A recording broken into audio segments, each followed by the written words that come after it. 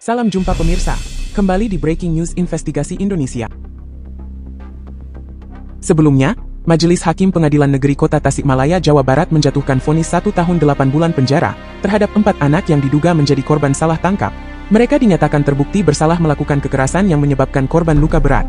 Menanggapi hal tersebut, anggota DPR RI Komisi 3 Rikeu Diah Pitaloka menyoroti betapa rentannya posisi keluarga anak-anak yang diduga salah tangkap. Ia menegaskan keadilan bukan hanya bagi anak-anak yang ditahan tetapi juga bagi keluarga mereka yang harus menanggung penderitaan akibat sistem hukum yang tidak berpihak kepada mereka. Kita sepakat dari awal bahwa kita menghormati hukum yang ada dan mengapresiasi apa yang telah dilakukan oleh aparat penegak hukum. Namun demikian, kita juga berharap penanganan yang ada merupakan penanganan responsif berperspektif anak demi kepentingan anak, sesuai bukan hanya acuannya adalah Kitab Undang-Undang Hukum Pidana, namun kita juga memiliki hukum lain yaitu Undang-Undang Perlindungan Anak dan Undang-Undang tentang Sistem Peradilan Pidana Anak. Kita sepakat pada tanggal 21 Januari sesuai peraturan perundang-undangan yang ada bahwa pemeriksaan terhadap anak yang mengalami masalah hukum wajib hukumnya didampingi oleh orang tua sebagai wali, kemudian paling tidak ada bapasnya, ada kuasa hukum. Tidak ada kuasa hukum hadir saat mau persidangan, itu juga kita minta pertolongan kuasa hukum dari Kota Bandung, bukan orang Tasik. Nah, Bapak Ibu yang kami hormati, saya melanjutkan, tadi tidak sempat dibaca karena ini penting begitu. Pertama, bahwa tanggal 23 Januari adalah di mana 4 ABH dijatuhkan pidana, tadi 1 tahun 8 bulan begitu, yang menurut pandangan kami ini tidak berpegang atau belum mengacu pada Undang-Undang SPPA. Kemudian yang kedua, Majelis Hakim dalam putusannya halaman 2 menyatakan bahwa penyidik dan penuntut umum tidak melakukan penahanan terhadap para anak. Padahal para anak sejak tanggal 1 Desember 2024 telah dilakukan penahanan sebagaimana tertuang dalam kutipan putusan nomor 8 Pitsus Anak 2024 PN Tasikmalaya. Ketiga, bahwa dari penetapan penahanan yang dikeluarkan oleh PN Tasikmalaya tersebut jelas bahwa Majelis Hakim telah melakukan penahanan sebanyak 2 kali terhadap ABH akibat dibatalkannya dakwaan penuntut umum dalam perkara pidana nomor 8 Sus Anak 2024 PNTSM dalam perkara dan ABH yang sama. Waktu 21 Januari telah terungkap di ruangan ini bahwa ini kasus 2 kali untuk hal yang sama, eksepsi waktu itu diterima begitu, tapi anak kembali ditahan dengan dakwaan kedua dengan kasus yang sama, majelis hakim yang sama dan JPU yang sama. Keempat, setelah membaca salinan putusan perkara pidana nomor 1, Majelis Hakim memutus perkara pidana ini. Kami berpandangan bahwa Majelis Hakim tidak mempertimbangkan apa-apa yang terungkap di muka persidangan secara komprehensif. Kami telah menghadirkan saksi ahli dari Universitas Mataram dan juga dari Universitas Indonesia. Kemudian putusan Majelis Hakim dalam analisis bersama dengan para saksi ahli tentu saja, dengan Komisi Perlindungan Anak Indonesia yang ketika itu juga hadir, putusan ini terindikasi didasarkan pada keterangan saksi tunggal dari korban Muhammad Taufik tanpa didukung bukti sah lainnya, di mana tidak ada bukti hasil laboratorium daktiloskopi sidik jari pada alat yang dipergunakan pembacokan. Kedua, adapun keterangan saksi verbalisan, ini kaitan dengan CCTV terakhir, itu berfungsinya Mei 2024. Menyatakan telah melihat 28 CCTV tapi tidak dihadirkan dalam persidangan. Tidak dapat dianggap sebagai alat bukti sah karena sesuai putusan Mahkamah Agung Republik Indonesia nomor 35/K/PID/1984 menyatakan bahwa kesaksian polisi tidak dapat dianggap sebagai bukti yang sah karena polisi memiliki kepentingan dalam perkara tersebut. Majelis Hakim selanjutnya terindikasi tidak mempertimbangkan keterangan 9 orang saksi alibi yang diajukan PH dengan alasan tidak didukung bukti lainnya, di mana pertimbangan tersebut adalah pertimbangan yang terindikasi sesat karena keterangan saksi di bawah sumpah yang menerangkan di muka pengadilan adalah merupakan alat bukti yang sah dalam perkara pidana sebagaimana diatur dalam pasal 185 ayat 1 KUHP yang berbunyi, keterangan saksi sebagai alat bukti ialah apa yang saksi nyatakan di sidang pengadilan. Majelis hakim terindikasi tidak mempertimbangkan proses hukum pada tahap penyidikan yang telah banyak melanggar ketentuan dalam Undang-Undang SPPA. Selanjutnya ada dugaan kuat penegakan hukum oleh APH di Kota Tasikmalaya. Terindikasi ini dipengaruhi kepentingan adanya pihak kelompok tertentu. Adapun terkait proses penyidikan di kepolisian sesuai rekomendasi Komisi 3 DPR RI tanggal 21 Januari 2025, kami sudah melihat bahwa terima kasih Propam Polda Jabar sedang bekerja. Terima kasih Bapak untuk memeriksa petugas kepolisian yang menangani perkara pidana. Harapan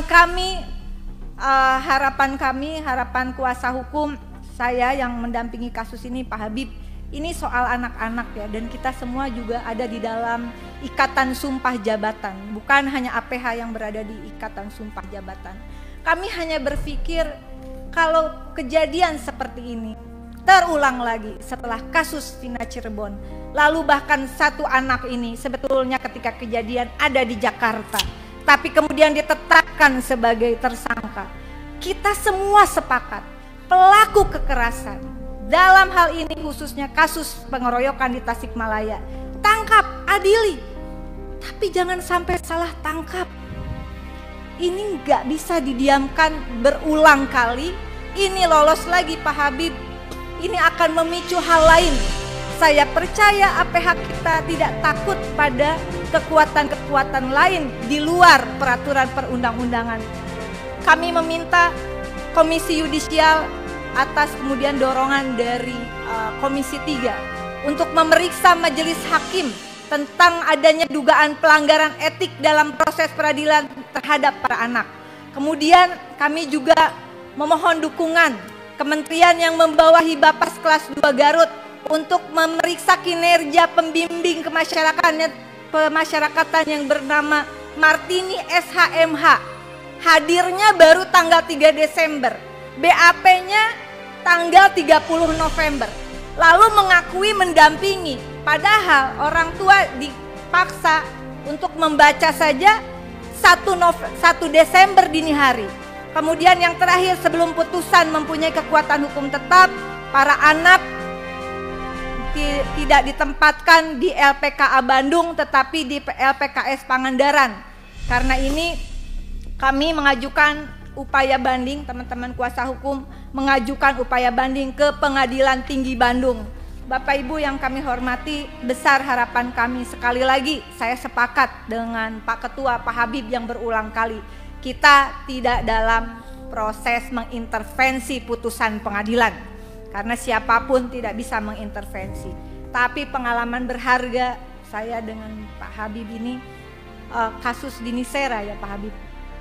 Ketika orang kecil ditindas dengan sistem hukum yang ada, kami yakin bahwa Tuhan yang Maha Kuasa, Allah yang Maha Esa tidak akan diam.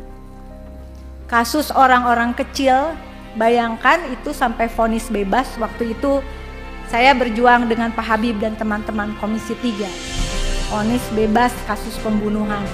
Akhirnya bisa mengungkap sampai mafia kasus di Mahkamah Agung. Yang kali ini juga, Bapak Ibu, mohon maaf kalau saya agak sesak.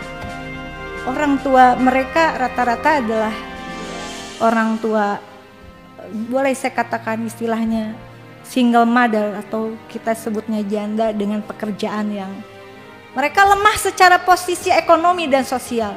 Ada yang tukang jahit, ada yang tukang ngasih makan burung. Lalu kemudian tadi juga sudah terbukti apa yang disampaikan oleh Kapolres, bahkan penangkapan itu di 30 Desember, kurang lebih 2 minggu setelah peristiwa, dan itu di razia umum. Lalu ajaib sekali 2 orang anak tiba-tiba mengaku membacok begitu ya. Luar biasa, luar biasa. Dan tentu saja ketika ditanya, nak siapa yang memukuli kamu, katakanlah seperti itu, mungkin mereka juga nggak ingat dalam keadaan ketakutan. Bayangkan kalau itu terjadi dengan anak-anak kita.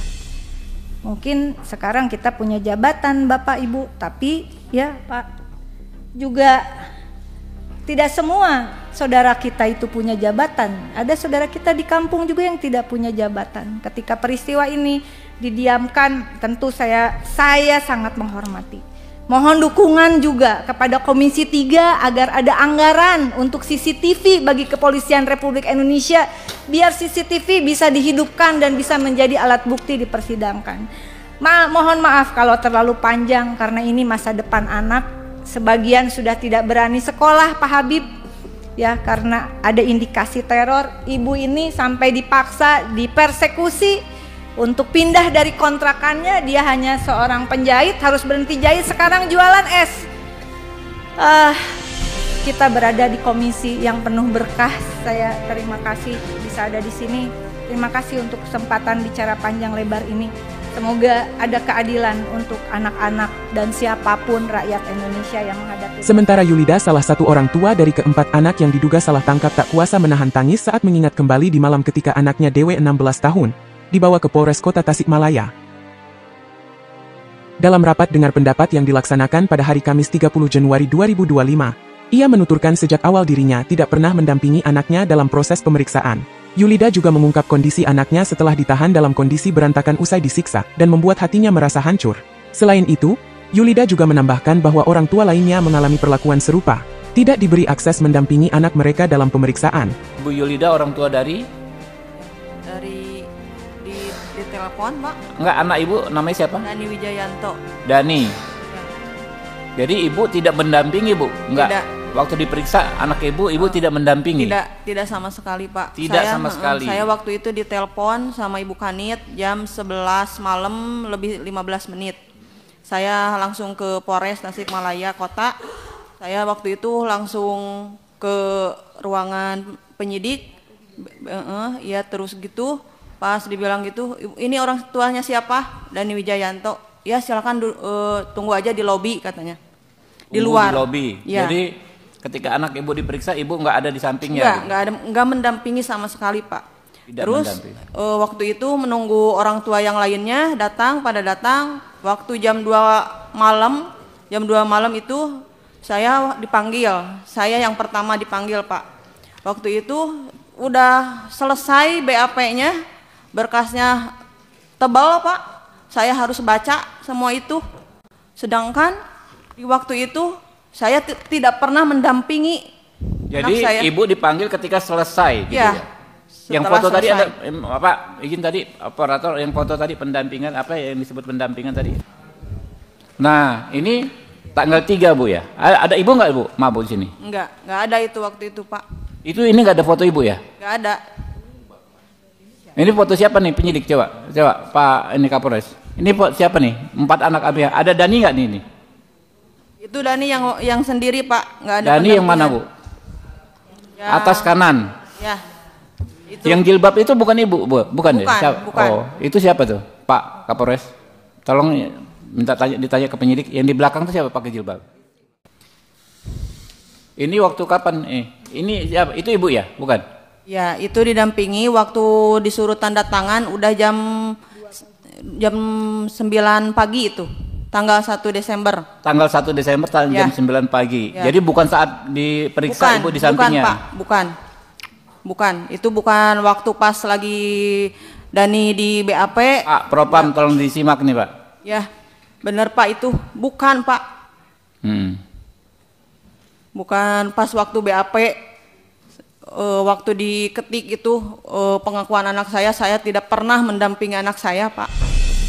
Okay. Sama yang lain juga sama, Pak. Orang-orang tua yang lainnya sama, Pak. Jadi bukan di sampingnya ditanya bukan. Jawab belum bukan. Pak. Saya tidak pernah mendampingi anak saya. Ketika selesai baru itu diminta mau tanda tangan, dipanggil orang tuanya. Ya, itu jam 9 lebih 15 menit, pagi. Pak. Ya, pagi. Pas waktu itu Dani udah mau menandatangani surat penahanan. Surat itu baru didampingi saya, Pak. Waktu BAP saya tidak pernah mendampingi Dani dari awal. Dani dibawa ke Polres, Pak. Saya tidak pernah mendampingi anak saya, Pak. Waktu itu jam jam 11 malam lebih 15 menit saya ditelepon sama Bu Kanit. Dan ini udah berantakan Pak di sana Pak. Berantakan atau? Iya Pak, kusut banget Pak mukanya. Waktu itu habis disiksa Pak. Waktu itu ya, waktu dipoto itu mendampingi jam 9 pagi Pak, 15 menit. Oke. Tidak pernah Pak. Tidak pernah mendampingi anak saya waktu di BAP Pak. Tidak pernah.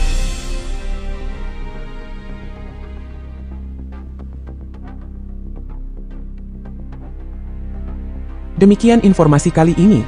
Jangan lupa subscribe dan tekan tombol lonceng untuk mendapatkan kabar terbaru lainnya. Hanya di Breaking News Investigasi Indonesia. Sampai jumpa.